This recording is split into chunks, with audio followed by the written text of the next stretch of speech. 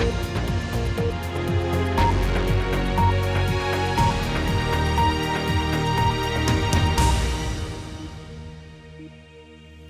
১.৫ মাস ধরে চলছে অবরোধ। এই রাজনৈতিক অচলাবস্থা নিরসনের জন্য তাগিদ আসছে নানা মহল থেকে।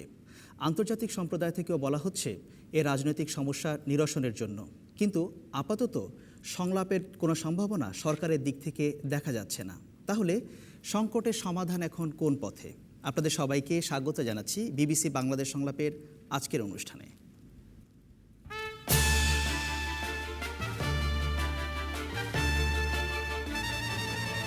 আজ প্যানেলে আছেন আওয়ামী লীগের আন্তর্জাতিক বিষয়ক সম্পাদক ও সাবেক মন্ত্রী মোহাম্মদ ফারুক খান, বিএনপির জাতীয় স্থায়ী কমিটির সদস্য ও সাবেক সেনাপ্রধান অবসরপ্রাপ্ত লেফটেন্যান্ট জেনারেল মাহবুবুর রহমান, সাবেক নির্বাচন কমিশনার ও নিরাপত্তা বিশ্লেষক এম সাখাওয়াত হোসেন এবং বাংলাদেশ অ্যালায়েন্স ফর উইমেন লিডারশিপের নির্বাহী পরিচালক ও সাবেক রাষ্ট্রদূত নাসিম ফেরদৌস।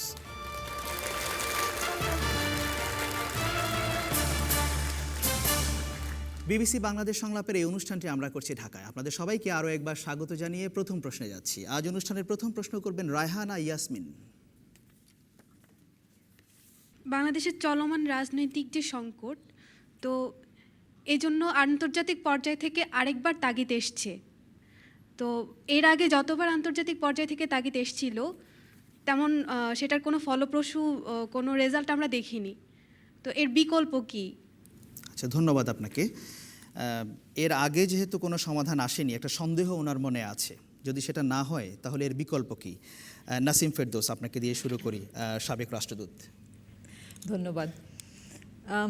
আসলে তাগিদ তো অনেকবার এসছে, আগেও এসছে এবং অনেকগুলো প্রচেষ্টাও আগে হয়েছে। প্রতিবারই যখনই সংকট হয়েছে তখন হয়েছে।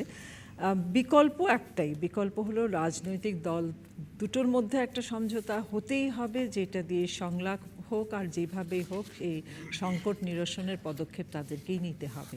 এছাড়া আর কোনো বিকল্প আমাদের চোখে পড়ে না। জনসাধারণের পক্ষে আর কোনো বিকল্প দেখা সম্ভব না। কিন্তু সেটা তো এখন দেখা যাচ্ছে সরকার বলছে তারা সংলাপে আগ্রহী নয় এবং দুটো দলের মধ্যে কোনো সমঝোতা হবে সেটার কোনো লক্ষণ আপাতত দেখা যাচ্ছে না। এই ধরনের কোনো যদি চাপ আসে বা উদ্যোগ আসে, সেটা কি কোনো কাজে আসবে?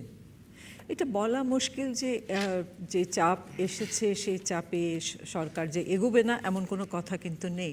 এবং রাজনীতিতে সবসময় আমরা শুনে এসেছি যে শেষ কথা বলে কোনো কিছু নেই।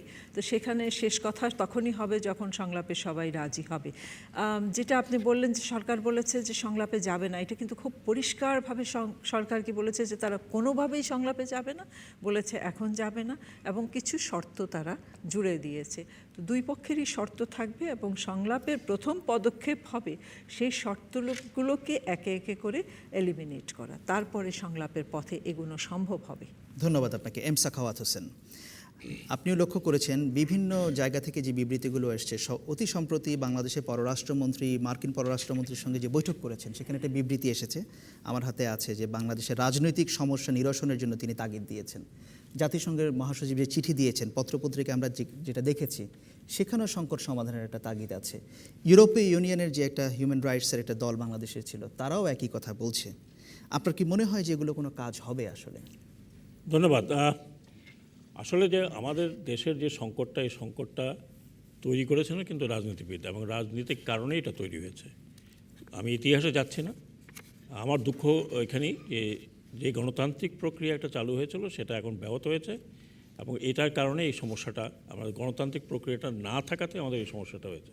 এখন এই সমস্যার সমাধানের প্রথম যদি আমি মনে করি, ফার্স্ট প্রায়োরিটি আমাদের নিজেদের সমস্যা সমাধান করা উচিত বলে আমি মনে করি। আমাদের রাজনীতিবিদদেরই এই সমস্যাটা সমাধান করা উচিত। বিদেশি হস্তক্ষেপ কিন্তু কোনো দেশের জন্য কখনো সুফল বয়ে আনে নাই, আজ পর্যন্ত ইতিহাস বলে না। আর এখন যে বিশ্বে যে চলমান আমরা যা দেখছি তাতেও আমরা সংকটটা দেখছি না। আমাদের এখানে রাজনীতি এমন পর্যায়ে চলে গেছে যে কেউ যদি কোনো একটা সৎ উদ্দেশ্য কিছু করতে চায়, তাকেও কিন্তু আমরা বিভিন্ন নামে নামাঙ্কিত করে এটাকে নষ্ট করি। তো যাই হোক, একটা উদ্যোগ নেওয়ার একটা প্রচেষ্টা চলছে যে নাগরিক সমাজ থেকে, সেটাকেও কিন্তু আমরা দেখছি যে নানান রঙে নানান নামে এটাকে এক ধরনের প্রতিহতই করা বলা যায়। আমি যেটা মনে করি, এবার যে বিদেশি চাপটা, আমি এই চাপটা কিন্তু কয়েকমুখী দেখছি। এর আগে যেগুলো হয়েছিল সেটা হয় ওয়ান পার্টিকুলার কান্ট্রি, না হয় ইউএন বা অন্য জায়গার থেকে। এখন কিন্তু আপনি দেখুন যে এখন আপনার দাতা সংগঠন ইইউ, আমেরিকা এবং ইউনাইটেড নেশনস, আপনি এই চাপ সরকার কতদিন বইতে পারবে, এটা হলো বড় বিষয়। মানে আপনি মনে করছেন যে এতে কাজ হবে এবার নাকি? কাজ হতে হবে, আদারওয়াইজ এই দেশের উনি যে বলছেন যদি কাজ না হয় তাহলে বিকল্প কি? যদি কাজ না হয় তাহলে বিকল্প তো আর কিছু নেই, বিকল্প জানার কি। এবং এই দেশে যে গণতান্ত্রিক যে পরিবেশ, সেই গণতান্ত্রিক পরিবেশটা যেভাবে আছে সেটা থাকবে না, এবং সেটা যদি না থাকে সবচেয়ে ক্ষতিগ্রস্ত প্রথমে হবে আমাদের রাজনীতিবিদ, তারপর আমাদের জনগণ ক্ষতিগ্রস্তর মধ্যে আছেই। ধন্যবাদ আপনাকে। দেখি একটু দর্শকদের কাছ থেকে ঘুরে আসি, অনেকগুলো হাত, শুরুতে মাঝখানে। গত কিছুদিন আগে দেশনেত্রী বেগম খালেদা জিয়ার ছোট ছেলে মারা যাওয়ার পরে মাননীয় প্রধানমন্ত্রী ওখানে সমবেদনা জানাতে গিয়েছিলেন, কিন্তু যাওয়াতে ওইখানে উনি ঢুকতে পারেন নাই, চলে আসছেন। কিন্তু বারে বারে আওয়ামী লীগের নেতাকর্মীরা বলে সংলাপের দরজা বন্ধ হয়ে গেছে, সংলাপের দরজা বন্ধ হয়ে গেছে। ওখানে কোথাও সংলাপ লেখা ছিল না। আমাদেরকে দেশের জনগণকে বোকা বানাবেন না, প্লিজ আপনারা সংলাপে বসুন। ধন্যবাদ আপনাকে। সামনের সারিতে একজন, প্রথম সারিতে। রাজনীতিবিদরা গণতন্ত্রের কথা বলেন, রাজনীতিবিদদের ভাষা যদি হয় জ্বালাও পোড়াও মানুষ মারা, তাহলে গণতন্ত্রের ভাষা কি? ধন্যবাদ। ধন্যবাদ আপনাকে। সর্বশেষ সারিতে আরেকজন, না তার পাশে যিনি দাঁড়িয়েছেন। গত বছর মাননীয় প্রধানমন্ত্রী শেখ হাসিনা বলেছিলেন যে আমি প্রধানমন্ত্রিত্ব চাই না, আমি চাই শান্তি। যদি তিনি দেশে শান্তি চান তাহলে কেন তিনি তাহলে কেন তিনি ওনার এই প্রধানমন্ত্রিত্ব ছেড়ে দিচ্ছেন না, এবং কেন তিনি কেন ঢাকা মেডিকেলে বার্ন ইউনিটে প্রতিদিন এত লোক মরতেছে, কেন এইটা, মানে এটার কারণটা কি? আচ্ছা, আপনার কি মনে হচ্ছে এই যে সাখাওয়াত হোসেন বলছিলেন যে উনি মনে করেন যে এতে কাজ হতেই হবে, অর্থাৎ যে বিভিন্ন পক্ষের যে উদ্যোগ, বিশেষ করে বিদেশিদের কথা যেটা বলা হচ্ছে, আপনার কি মনে হয় এটা কোনো কাজে দেবে আসলে? তো আসলে এর আগেও আমাদের দেশে বিভিন্ন সংস্থা থেকে অন্য দেশ থেকেও চাপ আসছিল সংলাপে বসার জন্য কিংবা অন্য কোনো কিছু ইস্যু তৈরি করার জন্য, যাতে করে সংকট নিরসন হয়, কিন্তু তখন এই কাজ হয় নাই। কিন্তু আমার মনে হচ্ছে যে এইবার মনে হয় কাজ কিছুটা হতেও পারে। ধন্যবাদ আপনাকে। প্যানেলে ফিরে আসি, মোহাম্মদ ফারুক খান আপনার কাছে। আমি একটি খবরের কাগজে দেখছিলাম, আপনি দেখছেন যে জন কেরির সঙ্গে মাহমুদ আলীর যে বৈঠক হয়েছে বাংলাদেশের পররাষ্ট্রমন্ত্রী, সেখানে বলা হয়েছে জন কেরি বলেছেন গণতান্ত্রিক প্রক্রিয়ায় ফেরার জন্য যুক্তরাষ্ট্র বাংলাদেশকে সহযোগিতা করবে, অনুবাদটা যেভাবে এসেছে।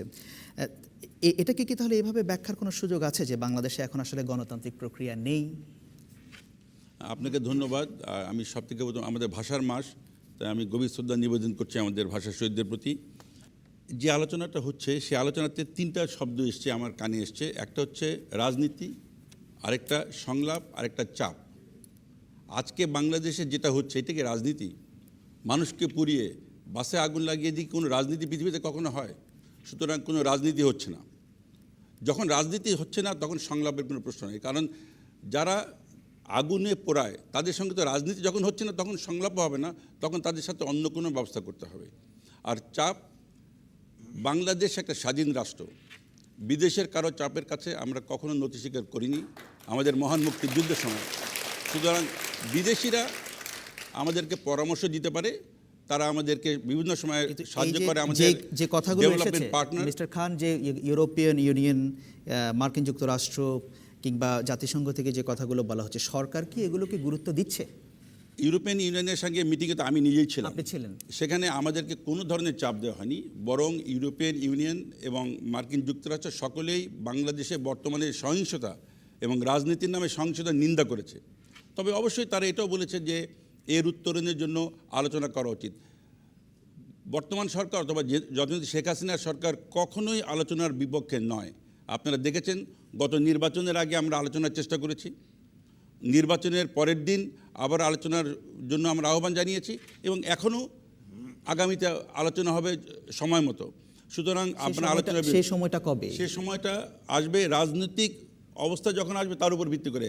আমি আবার আপনাকে স্পষ্ট বলতে চাই, আজকে বাংলাদেশের যে পরিবেশ, এটা রাজনৈতিক কোনো অস্থিতিশীলতার পরিবেশ নয়, এটা একটা সহিংস পরিবেশ, এবং যেখানে সহিংসতা হবে সেখানে সহিংসতার বিরুদ্ধে প্রতিটি রাষ্ট্রের সরকারের একটা দায়িত্ব স্পষ্ট সংবিধানে লেখা আছে।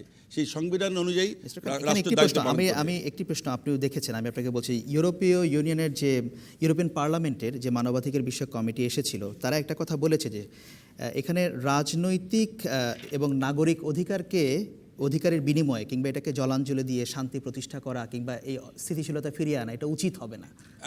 তাদের কথা খুব স্পষ্ট এবং আমি তাদের সাথে একমত করি।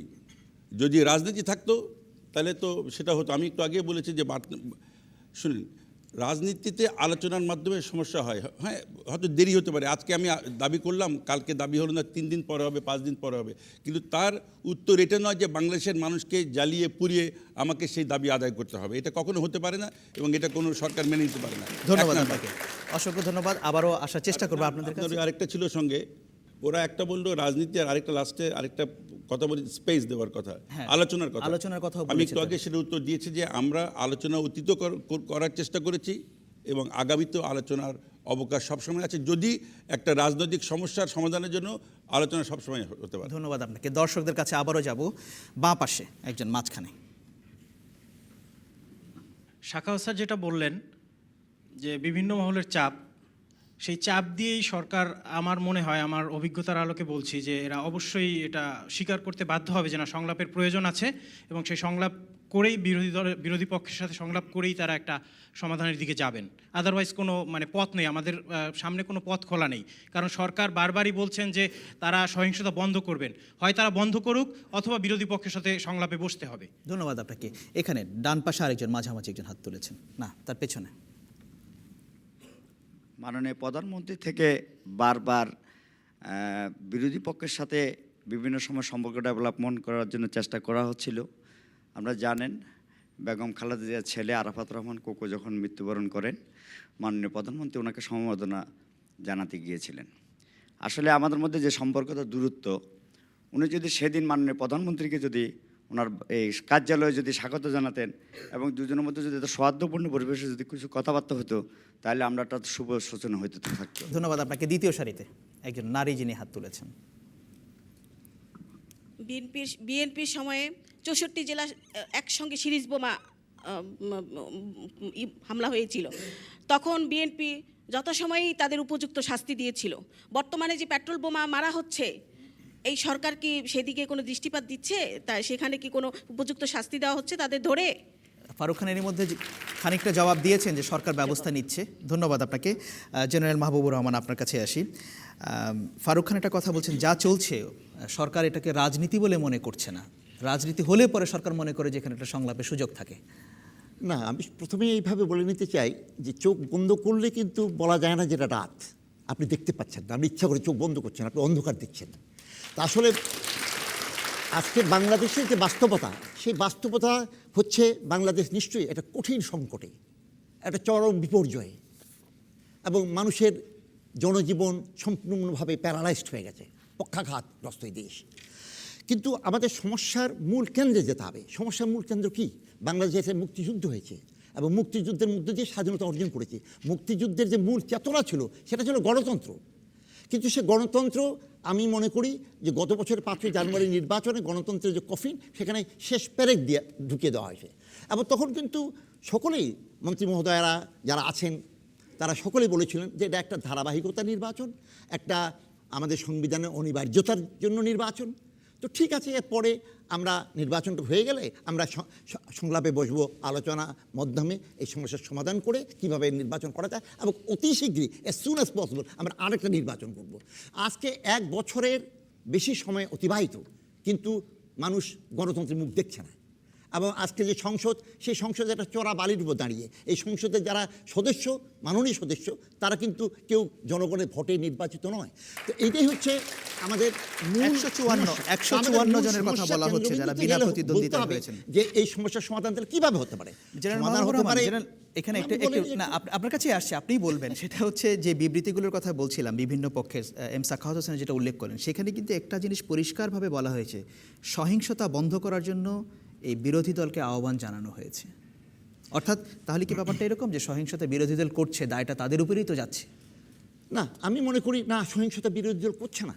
কারণ বিরোধী দলের যতগুলো প্রোগ্রাম, তারা কিন্তু তারা এনশিওর করছে, তারা বারবার বলছে যে আমাদের অহিংস আমাদের এই কর্মসূচি। আমি নিশ্চয়ই সহিংসতা হচ্ছে, কিন্তু কারা করছে সে দায়িত্ব জেনারেল সম্পূর্ণভাবে মাহবুব, সরকারের উপর পড়ে। জেনারেল মাহবুব, সরকারেরই ছোট্ট দায়িত্ব। একটি প্রশ্ন। আমরাও বলছি যে সরকার আপনাদের আমরাও সহযোগিতা জেনারেল করব। মাহবুব। আপনারা যারা সহিংসতা করছেন তাদের আপনার মানবাধিকার এতে যেভাবে শাস্তি দিচ্ছেন, ট্রাইব্যুনাল গঠন করছে, তাদেরও শাস্তি দিন, জেনারেল মাহবুব, তাদের ফাঁসিতে লটকান। জেনারেল মাহবুব, আপনাদের আমি সাথে আছি। আমি আরেকটি প্রশ্ন, সেটা হচ্ছে যে সরকার তো বলছে যে আগে সহিংসতা বন্ধ করতে হবে, সহিংসতা থেকে জোর দেওয়া হচ্ছে। বিরোধী দল যদি একবার এরকম একটু পরীক্ষা করে দেখুক না যে 2 সপ্তাহের জন্য অবরোধটা আমরা তুলে নেই, সহিংসতা এগুলো বন্ধ হোক, এরকম একটা সুযোগ কি বিরোধী দল সরকারকে দিতে পারে? আপনার মনে হয় দেওয়া উচিত? না, দেখা যাক যে সরকার দিতে আলোচনার পারে, উদ্যোগ- সরকারকে এগিয়ে আসতে হবে। আমি মনে করি এখানে প্রত্যেকটা নাগরিকের তার জান মাল এটার কিন্তু নিশ্চয়তা দেওয়ার মানে আপনার কি মনে হয় যে দায়িত্ব একটা সরকার। বিরতি বিরোধী দল দিতে সরকার পারে? একটা উদ্যোগ তো নিতে হবে, কিন্তু না, সরকার একটা যদি বিরতি কি তার- দেওয়া সম্ভব? না, আমি বলতেছি সরকার যদি তার সব দরজা, সব জানলা বিরোধী দলের ক্ষেত্রে বন্ধ করে দেয়, তাহলে আমি কি ভাববো? তাহলে তো সরকার তো কখনো এগিয়ে আসতেছে না, তারা তো কথাই শুনতে চাচ্ছে না। তো আমি আবারও একটু বলি যে গণতন্ত্রের ভাষা কিন্তু সংলাপ, আলোচনা, সমঝোতা।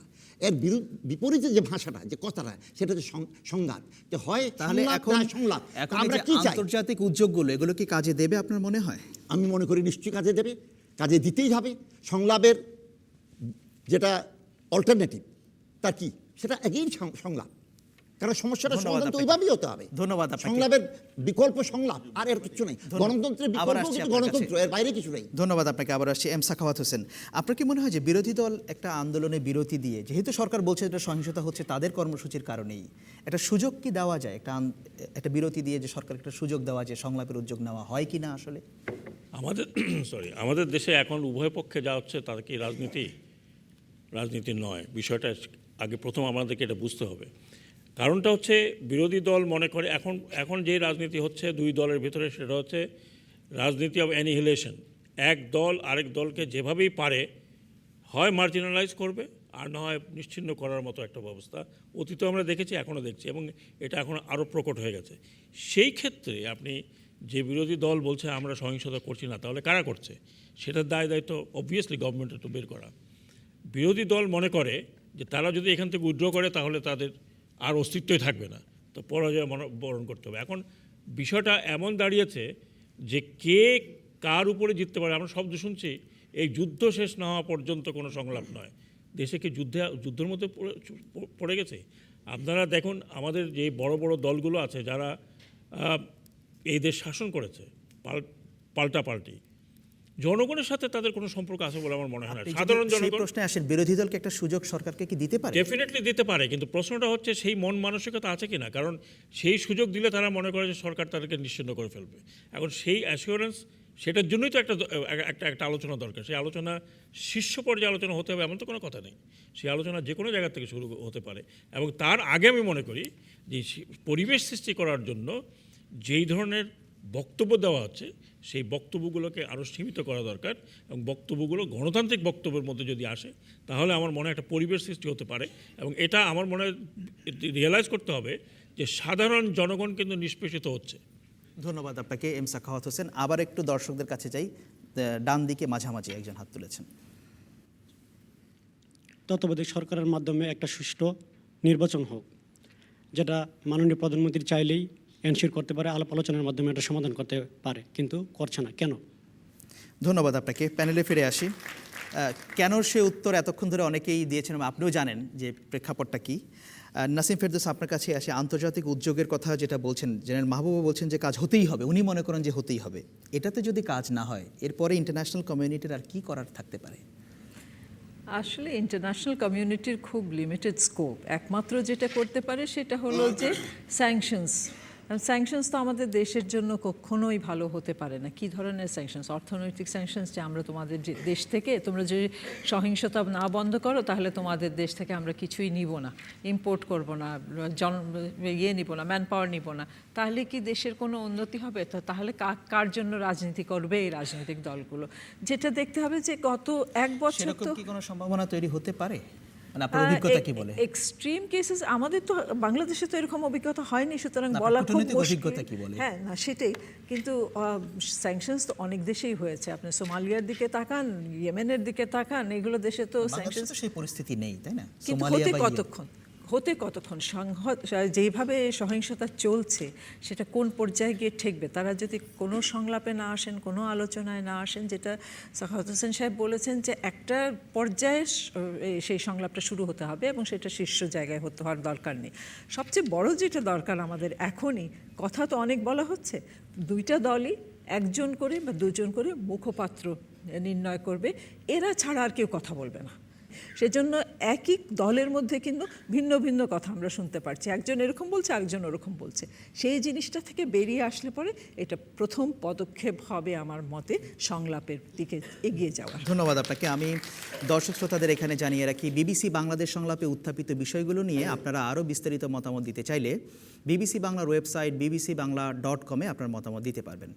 আর আপনারা যারা ফেসবুক ব্যবহার করছেন, ফেসবুকে বিবিসি বাংলাদেশ সংলাপের পাতায় আপনার মতামত দেবার সুযোগ তো আছেই। একটি ছোট্ট বিরতি নিচ্ছি, আশা করছি ফিরে এসে আপনাদের সাথেই পাবেন।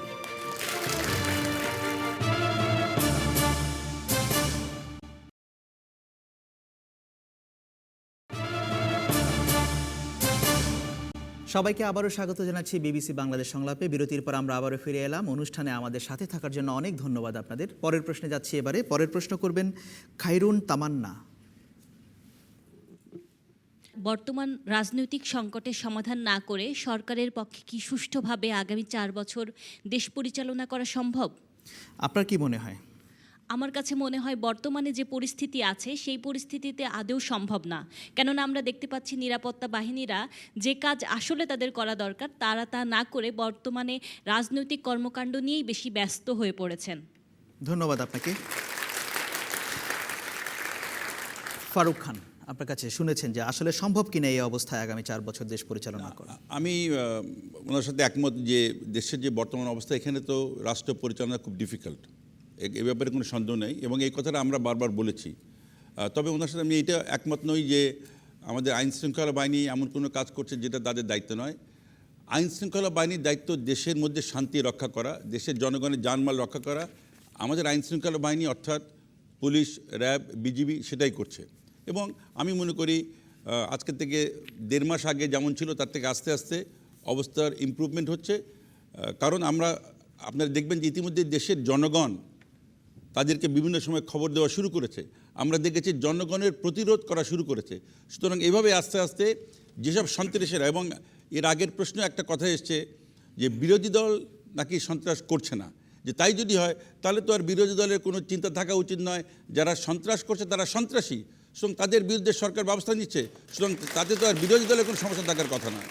তবে সংলাপ যে কথাটা আমি এটার সঙ্গে একসঙ্গে লিঙ্ক করে বলবো, সংলাপটা তখনই হতে পারে যখন একটা শান্তিপূর্ণ রাজনৈতিক পরিবেশ ফেরত আসবে এবং আমি আশা করি যেখানে আগের প্রশ্ন এসছে যে বিরোধী দল যদি অর্থাৎ বিএনপি জামাত জোট যদি আজকে বাংলাদেশে তাদের অবরোধ হরতাল তুলে নেয়, যার বিরুদ্ধে সন্ত্রাসীরা যে পরিবেশে তারা সন্ত্রাস করছে যদি তারা তুলে নেয়, তাহলে আমার মনে হয় দেশে সেই পরিবেশ সৃষ্টি হবে যে পরিবেশে শান্তি আসবে, দেশের অগ্রগতি হবে, আগামী দিনগুলো বাংলাদেশের উন্নতি হবে এবং তার মধ্যে আলোচনার একটা অবস্থা তৈরি হবে। ধন্যবাদ আপনাকে। একটু দর্শক মতামত আবার নেই, মাঝখানে একজন।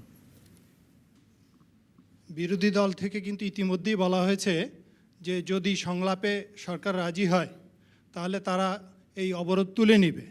এখন মাননীয় মন্ত্রী যেটা বললেন যে আগে সহিংসতা বন্ধ হতে হবে, আর কতজন লোক মারা গেলে বা আর কত মানুষ আগুনে পুড়লে বা পুলিশের দ্বারা বা অন্য কোনো রক্ষী বাহিনীর দ্বারা, অন্য কোনো বাহিনীর দ্বারা আর কত লোক নিহত হওয়ার পরে ওইটা হতে পারে, এটা কিন্তু একটা আনসার্টেন জিনিস।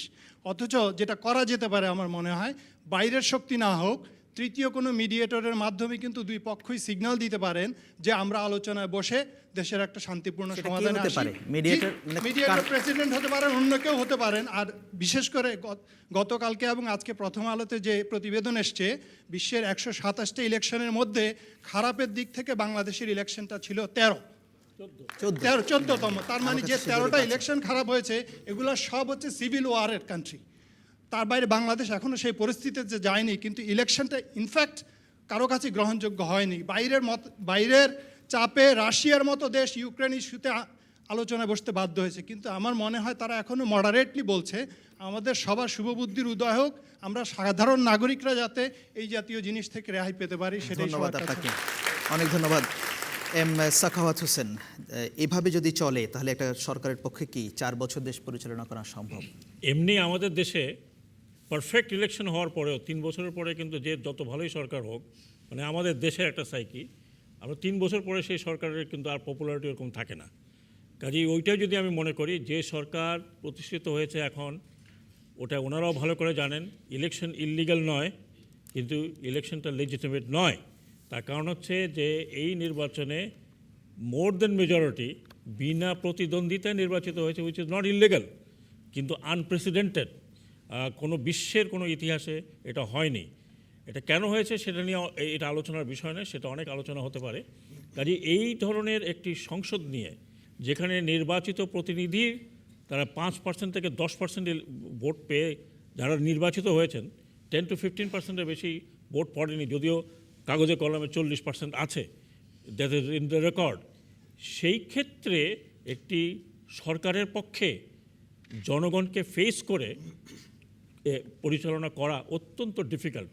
যদিও সরকারের অনেক মন্ত্রী মহোদয় বলছেন অনেক জোর দিয়ে যে 5 বছর থাকবেন, কিন্তু ওনারাও ভালো করে জানেন যে কথাটা কতখানি ডিফিকাল্ট হবে। সরকার যদি এটাকে পরিচালনা করতে চায় আগামী 4 বছর এভাবে, তাহলে পরিস্থিতি কি হবে?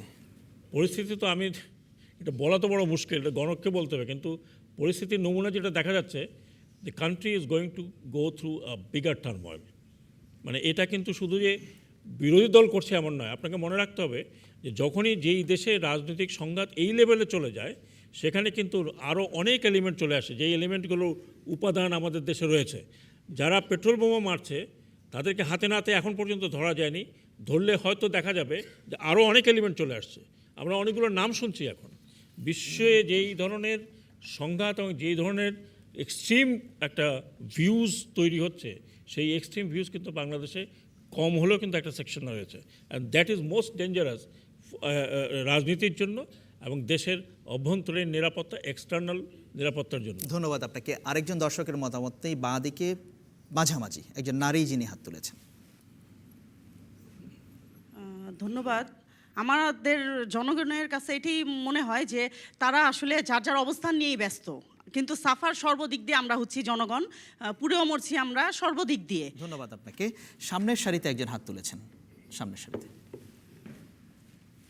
দেশের এই খারাপ অবস্থা, অর্থাৎ বর্তমানে এই পরিস্থিতি সৃষ্টির জন্য দায়ী কে?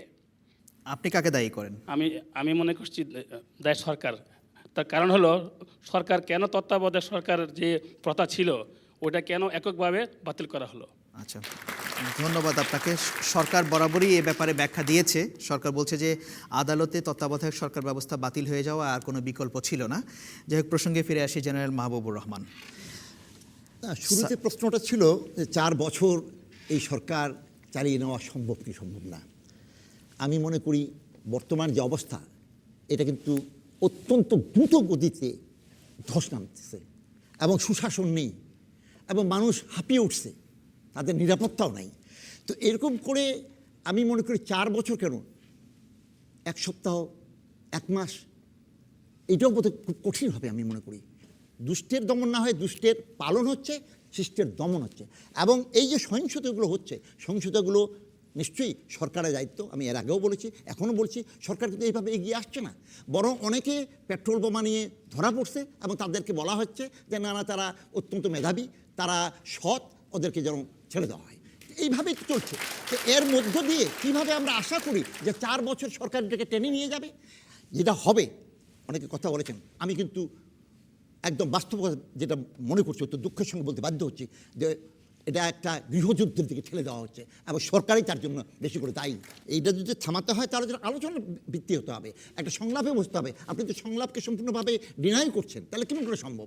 আমি মনে করি এখানে যে আন্তর্জাতিক যে উদ্যোগটা আছে সেটাকে আমরা স্বাগত জানানো উচিত।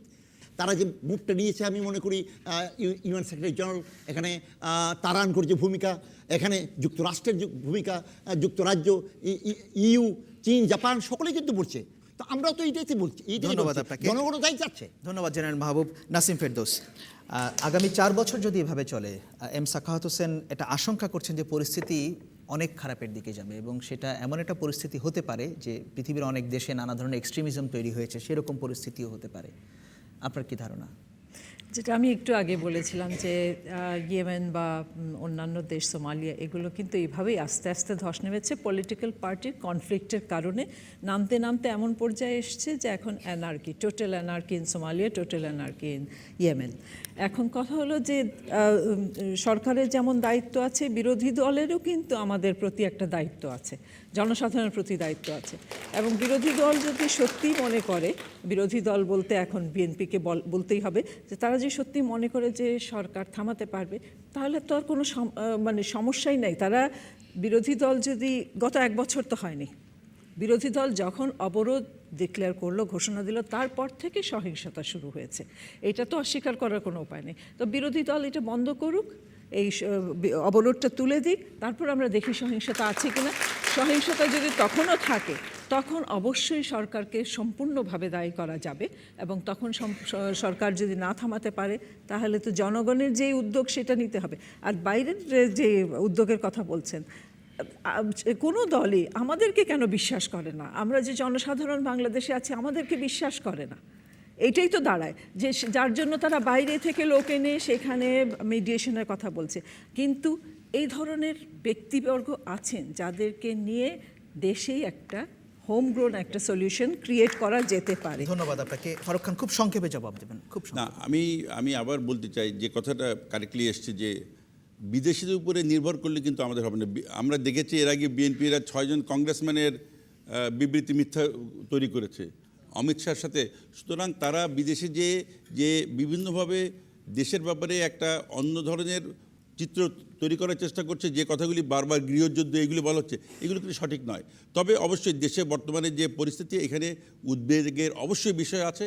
এবং আমি মনে করি যদি আজকে সরকার যদি এখন বিএনপি তাদের অবরোধ প্রত্যাহার করে নেয় কিংবা স্থগিত করে, সরকার আলোচনা করবে, এমন কি কোনো প্রতিশ্রুতি দিবেন বা দেওয়া যায়? এরকম প্রতিশ্রুতি তো আমি এখানে বসে দিতে পারবো না। বা আপনাদের দল দিতে পারবে? তবে আমি অবশ্যই যে কথাটা একটু আগে বলেছি যে জনতা শেখ হাসিনার সরকার বা বাংলাদেশ আওয়ামী লীগের সরকার, আমরা বারবার প্রমাণ করেছি যে আমরা আলোচনা চাই।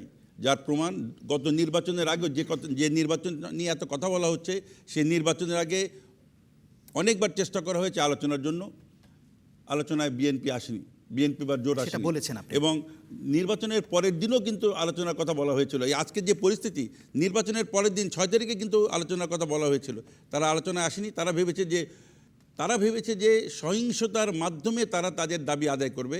এবং আমি জোর গলায় বলতে পারি, বাঙালি জাতি কখনো এটা করেনি। 1972-এও কিন্তু নকশালেরা চেষ্টা করেছিল, হিল ট্যাক্সের চেষ্টা করেছিল। প্রতিবারই বাঙালি জাতি এই সহিংস পরিস্থিতিতে যারা সহিংসতা করেছে তাদের বিরুদ্ধে জয় হয়েছে এবং ইনশাআল্লাহ এখনো হবে।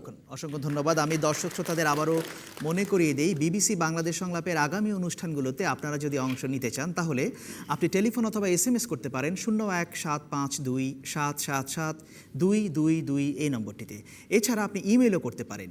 ইমেল করুন সংলাপ@bbc.co.uk। আরেকটি তথ্য আপনাদের জানিয়ে রাখি, বিবিসি বাংলাদেশ সংলাপের প্রতিটি পর্ব এখন ইউটিউবেও দেখা যাচ্ছে। প্রতি সোমবার মধ্যরাতের আগেই প্রতিটি পর্ব ইউটিউবে আপলোড করা হয়। একটি ছোট্ট বিরতি নিচ্ছি, ফিরে আসছি কিছুক্ষণের মধ্যেই।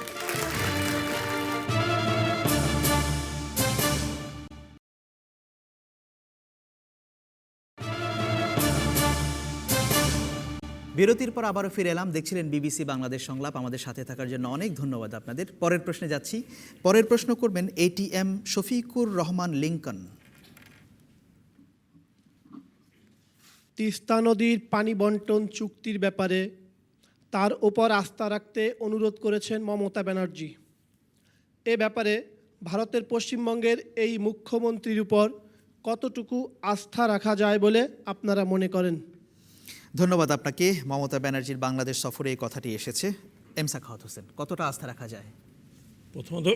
প্রথমত হচ্ছে আপনাকে একটা জিনিস মনে করতে হবে যে আমাদের সবাইকে, মমতা ব্যানার্জি কিন্তু দিল্লিতে কেউ নন, তিনি পশ্চিমবঙ্গের মুখ্যমন্ত্রী। আমাদের বাংলাদেশের এই সমস্ত সমস্যাগুলো কিন্তু নিরসন করতে হবে দিল্লিতে। অবভিয়াসলি যে রাষ্ট্র, যে ভারতে এখন যে অবস্থা আছে, রাজ্যগুলোর কিছু ভূমিকা সেখানে আছে। আমি মনে করি যে মমতা ব্যানার্জি, যেটা শোনা যায় যে গতবার ওনার কারণেই এটা হয়নি, উনি যদি এখন মনে করেন যে উনি আর কোনো ধরনের প্রতিবন্ধকতা সৃষ্টি করবেন না, তাহলে তো দিল্লি সরকার পক্ষে বাংলাদেশের সাথে এই বিষয়টি সুরাহা করা সম্ভব হবে, কিন্তু সেটাও ডিপেন্ড করবে দিল্লিতে কি রাজনীতি হচ্ছে এবং 2016 সালে মমতা ব্যানার্জির এখানে কি রাজনীতি পরিস্থিতি দাঁড়াবে, কারণ ওখানে রাজ্য সরকারের একটা পরিবর্তনের সম্ভাবনা আছে। আপনি তাহলে এখন মানে পুরোপুরি আমি আস্থা রাখতে পুরোপুরি পারছেন? এখন পর্যন্ত আমি বলবো যে উনি বলেছেন উনি এখানে অতিথি হয়ে এসেছেন, আমরা আস্থা রাখতে চাই, কিন্তু এখন পর্যন্ত যতক্ষণ পর্যন্ত প্র্যাকটিক্যালি আমরা এটা না দেখব ততক্ষণ পর্যন্ত কিন্তু এই আস্থার বিষয়টি আমাদের মনে এখন পর্যন্ত একটু সন্দেহের মধ্যে থাকবে। ধন্যবাদ আপনাকে। নাসিম ফেরদৌস, কতটা ছাড় দিতে পারবেন মমতা ব্যানার্জি আসলে, আপনার কি মনে হয়? আসলে যেটা বলা হয়েছে যে এটা তো দিল্লি থেকে কেন্দ্র সরকার করবে, কিন্তু উনি একটা কিন্তু factor, সেটা উনি বলছেন। একটা ফ্যাক্টর, কিন্তু ওনার ফ্যাক্টরও হলো ওনার যে এখন গদি কতটা শক্ত সেটাও একটা ফ্যাক্টর। কিন্তু আমরা কিভাবে বন্টনটা দেখব সেটা হলো বড় কথা। এই যে আপনি বললেন যে গদি কতটা শক্ত তার উপর নির্ভর করবে, সামনে তো ওনারও নির্বাচন আসছে, সেটাই। তো উনি তো যদি মনে করেন যে ও দেশের, উনি আগে যেটা যুক্তি দিয়েছেন তিনি পশ্চিমবঙ্গের জনগণের পাশে দাঁড়িয়েছেন, সেটাই যদি হয় আবার সামনে, তাহলে ওনার এই প্রতিশ্রুতি কি কাজে দেবে? তাহলে উনি তো এখানে এসে বলেছেন যে উনি বাংলাদেশের জনগণের সাথে আছেন, সুতরাং এটা মানে দুটো একসাথে মিলালে কার স্বার্থ উনি দেখবেন সেটা হলো বড় উনি তো কথা। ওনার দেশের স্বার্থই অবশ্যই দেখবেন। উনি ওনার স্বার্থ দেখবেন, তাহলে সেখানেই আমাদের নেগোসিয়েশনের প্রশ্ন আসবে যে আমরা বন্টনের নেগোসিয়েশনটা আসলে কি করব।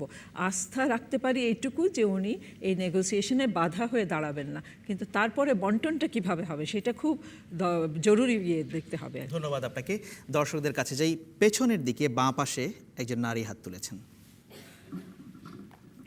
আসলে মমতা ব্যানার্জি এক এক সময় কিন্তু এক এক ধরনের কথা বলছেন।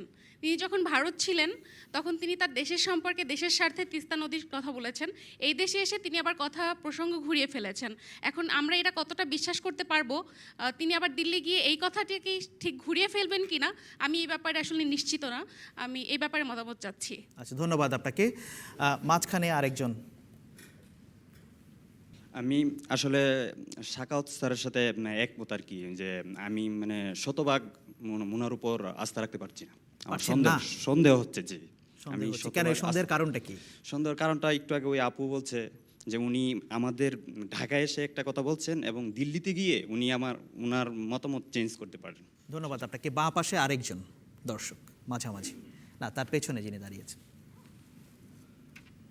সর্বপ্রথম আমাদের খেয়াল রাখতে হবে মমতা ব্যানার্জি যে তাদের স্বার্থ ছাইরে আমাদের স্বার্থটাকে দেখবেন, এটা কখনোই হইতে পারে না।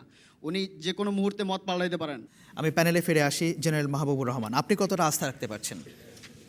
না, আমি আশাবাদী মানুষ এবং ভারতের সাথে বাংলাদেশের সে সম্পর্ক, মুক্তিযুদ্ধ একসাথে করেছি আমরা, একসাথে রক্ত বইয়েছি, স্বাধীনতা এসছে এবং পশ্চিমবঙ্গ আমাদের বাংলাদেশেরই এক সময়ের বঙ্গদেশের একটা অংশ।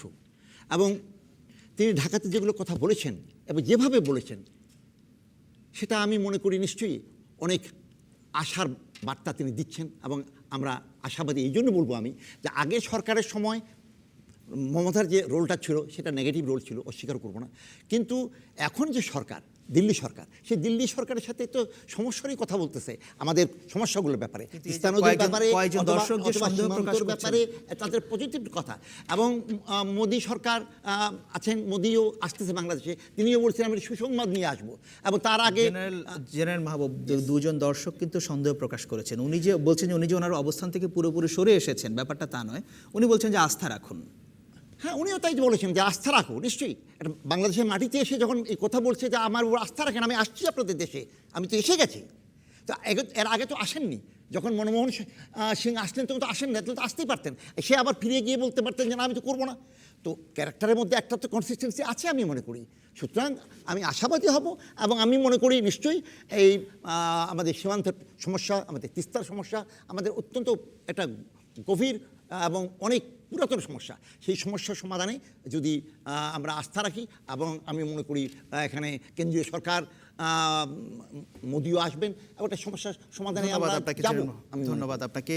ফারুক খান, আপনি তো বেশ কয়েকবার মমতা ব্যানার্জির সঙ্গে বৈঠক করেছেন, পশ্চিমবঙ্গ আপনি গিয়েছিলেন, তার সঙ্গে কথা বলেছেন, কতটা আস্থা রাখতে পারছেন? না, আমি তো একইভাবে জেনারেল মাহবুব যেভাবে বলেছেন, আমি আস্থা রাখতে চাই, কারণ তিস্তা চুক্তিটা উভয় দেশের জন্য, বিশেষ করে বাংলাদেশের জন্য খুব জরুরি একটা চুক্তি, খুব প্রয়োজনীয় চুক্তি আমাদের পানির জন্য। সুতরাং আমি আস্থা রাখতে চাই। তবে এই কথাটা কারেক্ট যে গতবার যখন আমি 3 মাস আগে তার সঙ্গে দেখা হয়েছিল, তখনও তিনি কিন্তু তিস্তা চুক্তির ব্যাপারে পজিটিভ কথা বলেছেন, এবারও তিনি তাই বলেছেন। আমি আশা করি ইন দ্য মিন টাইম উনি নিশ্চয়ই কেন্দ্রীয় সরকারের সাথে কিছু আলোচনা করে এসছেন, একেবারে কোনো আলোচনা না করে হয়তো তিনি আসেননি, এটা একটা। আর 2 নম্বর, ইন দ্য মিন টাইম তখন তার সঙ্গে যখন কথা হয়েছিল তখন তার মনে কিছু সন্দেহ ছিল ফিগার্স নিয়ে, মানে কী পরিমাণ পানি এটা দিয়ে প্রবাহিত হয়, কী পরিমাণ পানি তিনি পাবেন, কারণ উনি ভাবছিলেন যে ওনার হয়তো পানি কম পাবেন। ইন দ্য মিন টাইম নিশ্চয়ই নতুন কোনো ব্যবস্থা করা হয়েছে, কারণ আজকাল প্রযুক্তির অনেক নতুন ব্যবহারের মাধ্যমে পানির প্রবাহ বৃদ্ধি করা যায়, এগুলি কিছু একটা হয়েছে। সুতরাং আমি আস্থা রাখতে চাই এবং আমি আশা করছি, আমি একটু আসার আগেও তাদের সঙ্গে দেখা হয়েছে, সেখানেও আমার মনে হয়েছে যে তারা আগামী কিছুদিনের মধ্যেই তিস্তা চুক্তি বাংলার সঙ্গে করতে চায়। এবং এখানে একটা কথা বলে রাখতে চাই যে চুক্তিটা করা হয়েছে, যেটা অলরেডি ভারত সরকারের কাছে আছে, সেখানে বাংলাদেশের স্বার্থ রক্ষা করেই আমরা চুক্তির দিকে গিয়েছিলাম। আমার মনে হয় ভারতের কেন্দ্র বনাম রাজ্যের মধ্যে যে সম্পর্কটা ছিল সেই সময়, যেটা জেনারেল মাহবুব সকলেই বলেছেন, এখন হয়তো তার কিছুটা প্রশমিত হওয়াতে হয়তো এই চুক্তিটা হবে বলে আমি বিশ্বাস করি। অসংখ্য ধন্যবাদ। পরের প্রশ্নে যাচ্ছি। পরের প্রশ্ন করবেন আজিনুর রহমান। আমার প্রশ্ন হচ্ছে ক্রিকেট নিয়ে। ক্রিকেট বিশ্বকাপে বাংলাদেশ কতটুকু যেতে পারবে? আপনার কি ধারণা কতটুকু পারবে? আমার মনে হয় ফাইনাল পর্যন্ত যেতে পারবে। ফাইনাল পর্যন্ত যেতে পারবে?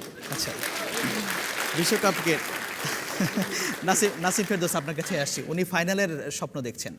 স্বপ্ন দেখতে তো অসুবিধা নেই, তাই না? সুতরাং আমরা সবাই আশা করি স্বপ্ন দেখব যে ফাইনাল পর্যন্ত যেতে পারবে। তবে যেটা বড় কথা সেটা হচ্ছে যে আমাদের দেশ যে এত অল্প সময়ে বিশ্বকাপে খেলছে এবং এরকম বাঘা বাঘা দেশের সাথে খেলছে এবং জয়ী হবার আশা আছে। কয়েকটা তো আশা করছি। গেলে আপনি হ্যাপি হবেন? কোয়ার্টার ফাইনাল যতটুকুই যায় আমি হ্যাপি হব, কারণ তার মানে হলো যে আমার দেশ জিততে পারে কিছু, এবং কিছু জেতারও একটা আনন্দ আছে। আস্তে আস্তে অগ্রসর হবে। ধন্যবাদ আপনাকে। সাখাওয়াত হোসেন, খেলাধুলা নিয়ে তো আপনি বেশ খবরাখবর রাখেন। আমাদের ক্রিকেট কিন্তু অনেক দূরে গিয়েছে এবং এটা আমি মনে করি যে সকলেরই এর মধ্যে কন্ট্রিবিউশন আছে। কোনো পার্টিকুলার রাজনীতিবিদদের কন্ট্রিবিউশন যেমন আছে, ব্যবসায়ীদের কন্ট্রিবিউশন আছে, সবার কন্ট্রিবিউশনে কিন্তু ক্রিকেট টিমটি ভালো হয়েছে। বিশেষ করে আমাদের কিন্তু বেশ কিছু প্লেয়ার এখন বিশ্বের সমীহ জাগাচ্ছে। আমিও আপনার মতো বাংলাদেশের ক্রিকেট ফাইনালে উঠবে, ওয়ার্ল্ড কাপটা দেখতে চাই, এটা আমাদের সবারই আশা। কিন্তু যেভাবে খেলছে আশা করি তারা আরও ভালো করবে।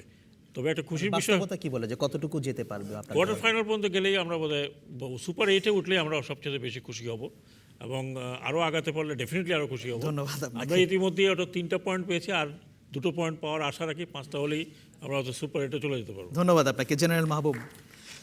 না, আমি এভাবে দেখতে চাই যে আজকে এই দেশে সব হতাশা, ভালো কোথাও দেখা যায় না, সব অন্ধকার, আলো রশ্মি নেই। অন্তত এই একটা জায়গায় আমি মনে করি আমাদের অর্জন বিশাল অর্জন।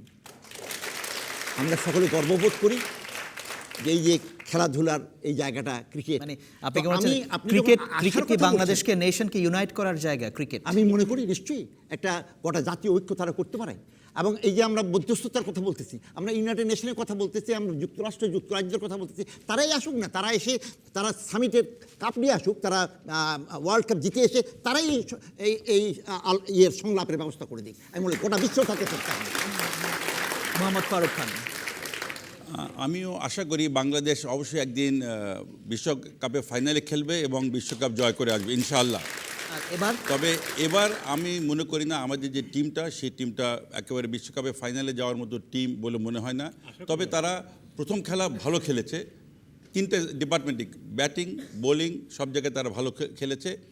আমার মনে হয় আগামী 2-3টা খেলা দেখলে আমরা আশা করি তারা কোয়ার্টার ফাইনালে অবশ্যই খেলবে। সুপার 8 খেলতে পারলে আমরা খুবই খুশি হব আমার মনে হয়। এবং তবে অ্যাট দ্য সেম টাইম আমার মনে হয় ফাইনালে খেলার আশাটা অনেকটা বিএনপি জামাত অবরোধ উঠিয়ে নেবে, এটার মতোই মনে হয়। ধন্যবাদ আপনাকে। দেখি একজন দর্শক দ্বিতীয় সারিতে। আমরা খেলার মধ্যে যদি বিশ্বকাপ একটু থামতে হবে, বলে আমরা তুলে নেব। আমরা দর্শক, আমি যে জিনিসটা বলতে চাই, ফুটবল বিশ্বকাপের সময় প্রত্যেক বাসায় ঘরে ঘরে পতাকা দেখা যায়, কিন্তু এই ক্রিকেট বিশ্বকাপের সময় কেন আমরা আমাদের দেশ যেখানে প্রতিনিধিত্ব করছে, আমরা কেন মানুষের ঘরে ঘরে পতাকা দেখতে পাচ্ছি না? এটা আমার একটা প্রশ্ন। ধন্যবাদ আপনাকে। আর একজন দর্শকের মতামত দেব, পেছনের দিকে 2জন নারী হাত তুলেছেন। একজন। সবার সাথে একমত আমি, যে খুবই আশাবাদী, ক্রিকেটে অবশ্যই এগিয়ে যাব। তবে পার্থক্যটা দেখা যায় যে বয়স্ক এবং কম বয়স্ক যারা নিউ জেনারেশন তাদের ভিতরে নিউ জেনারেশনরা চায় যে এক্ষুনি কেন হচ্ছে না, এক্ষুনি কেন পারছে না। আর আমরা যারা আর কি ক্রিকেট দেখতে দেখতে এতখানি এসেছি, ওদের অগ্রসর দেখেছি আমরা, তারা খুবই আশাবাদী। আমরা না দেখে যেতে পারলেও হয়তো আরও 10-15 বছরের ভিতরে অবশ্যই ওরা ফাইনাল খেলবে এবং জিতবে, এটাই আমরা আশা করি। ধন্যবাদ, অনেক ধন্যবাদ আপনাকে। একই সাথে আমি ধন্যবাদ দিচ্ছি প্যানেলে যে 4 জন আছেন, আপনাদের 4 জনকে, যারা প্রশ্ন করেছেন, মতামত দিয়েছেন, আপনাদের সবাইকে ধন্যবাদ। আর এই অনুষ্ঠানে সার্বিক সহযোগিতা করার জন্য চ্যানেল আই এবং বিয়াম ফাউন্ডেশনের জন্য ধন্যবাদ তো রইলই। বিবিসি বাংলাদেশ সংলাপের আগামী অনুষ্ঠানটিও ঢাকাতেই হবে। সেই অনুষ্ঠান দেখার আমন্ত্রণ জানিয়ে আজ এখানে বিদায় নিচ্ছি।